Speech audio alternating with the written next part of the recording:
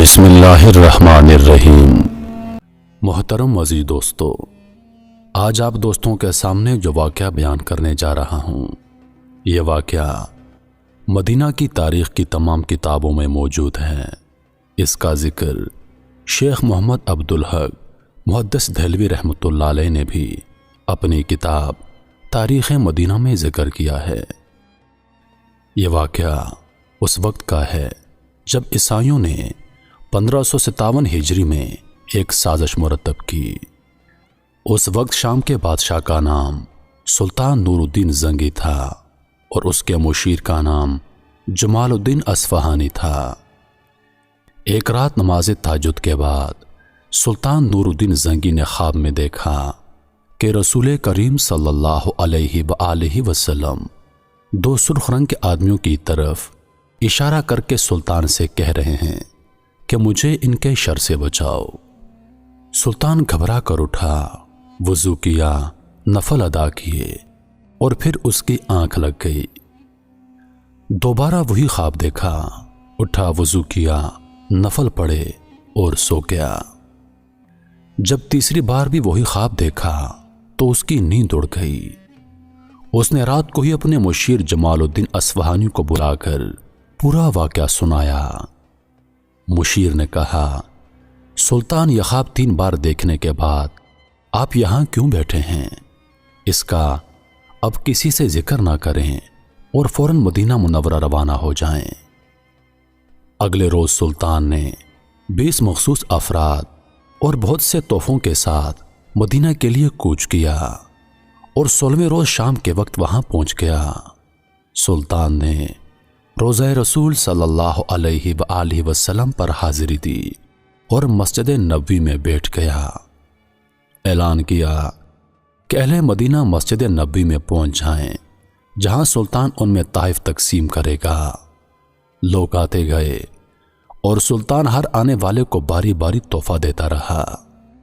اس دوران وہ ہر آدمی کو غور سے دیکھتا رہا، لیکن وہ 2 چہرے نظر نہ آئے جو اسے ایک رات خواب میں 3 مرتبہ دکھائے گئے تھے۔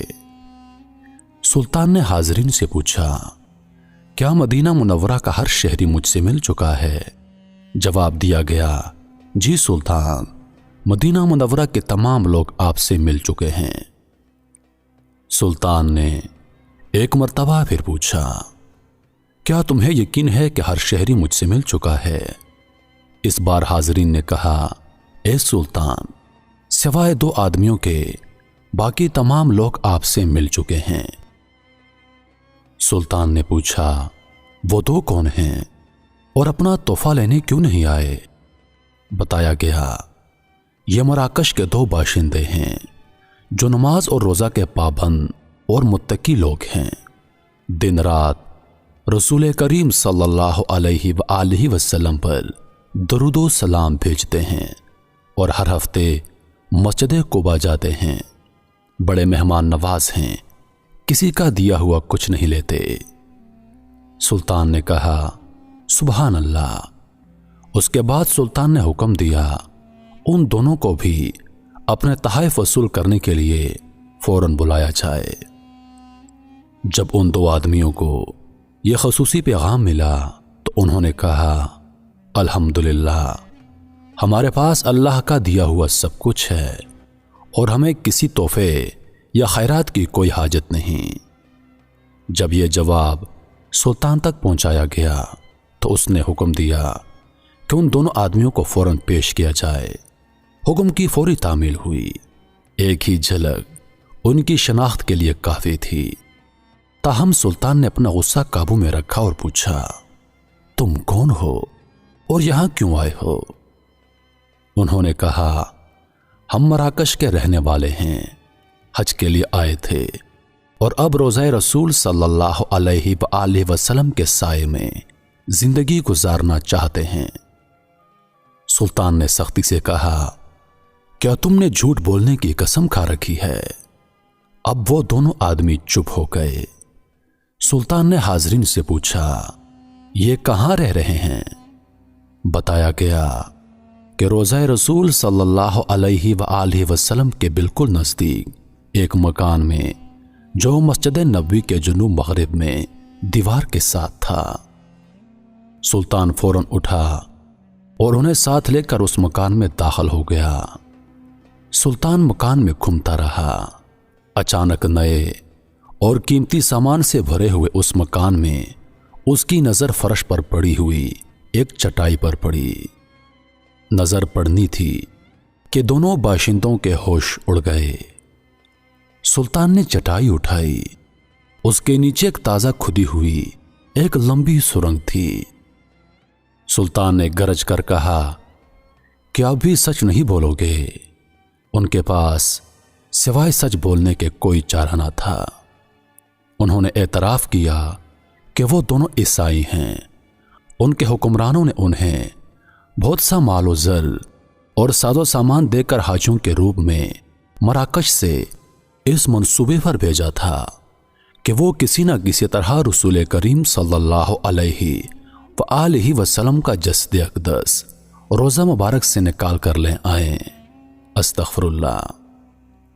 इस नापाक मंसूबे की तकमील के लिए उन्होंने हज का बहाना किया और उसके बाद रसूलुल्लाह सल्लल्लाहु अलैहि वसल्लम के रोज़े से नज़दीक तरीन मकान जो किराए पर मिल सकता था वो लेकर अपना मज़मूम काम शुरू कर दिया। हर रात वो सुरंग खोदते जिसका रुख रोज़ा मुबारक की तरफ था और हर सुबह खुदी हुई मिट्टी चमड़े के थैलों में भरकर जन्नतुल बकी ले जाते और उसे कब्रों पर बखेर देते। उन्होंने बताया कि उनकी नापाक मुहिम बिल्कुल आखिरी मराहिल में थी कि एक रात मूसलाधार बारिश के साथ ऐसी गरज चमक हुई जैसे जलजला आ गया हो और उन्होंने अपना काम रोक दिया और कहा कि बाकी का कल करेंगे। जब उनका काम पाया तकमील तक पहुंचने वाला था तो सुल्तान न जाने कैसे मदीना मुनव्वरा पहुंच गए। सुल्तान उनकी गुफ्तगू सुनते जाते, रोते जाते और साथ ही फरमाते जाते, मेरा नसीब कि पूरी दुनिया में इस काम के लिए इस गुलाम को चुना गया। सुल्तान नूरुद्दीन जंगी ने हुक्म दिया कि उन दोनों को कत्ल कर दिया जाए और रोज़ा मुबारक के इर्द गिर्द एक खंदक खोदी जाए और उसे पिघले हुए शीशे से भर दिया जाए ताकि आइंदा कोई बदबख्त ऐसी मज़मूम हरकत के बारे में सोच भी ना सके। यह वाक़या 558 हिजरी बमुताबिक 1142 ईस्वी का है। सुल्तान ने रोज़ा मुबारक के करीब एक चबूतरा भी बनवाया ताकि उस पर इन कब्रों की हिफाजत के लिए हर वक्त पासबान मौजूद रहें। यह चबूतरा अब भी मौजूद है और बाबे जबरील से दाखिल होते ही दाएं जानब है। बाज़ ज़ायरीन इसे मुकाम सुफ़ा समझते हैं, हालांकि मकाम असहाबे सुफ़ा मस्जिद नबवी के अंदर था, जबकि चबूतरा उस वक्त की मस्जिद की चार दीवारी से बाहर था।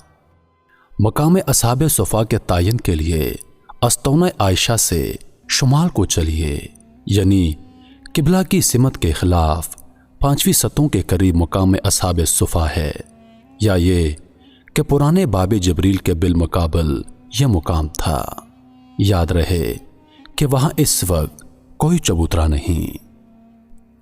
मोहतरम अज़ीज़ दोस्तों, यह उन बेवकूफ़ लोगों की एक साजिश थी जिसको अल्लाह ताला ने सुल्तान नूरुद्दीन जंगी के ज़रिए नाकाम बना दिया।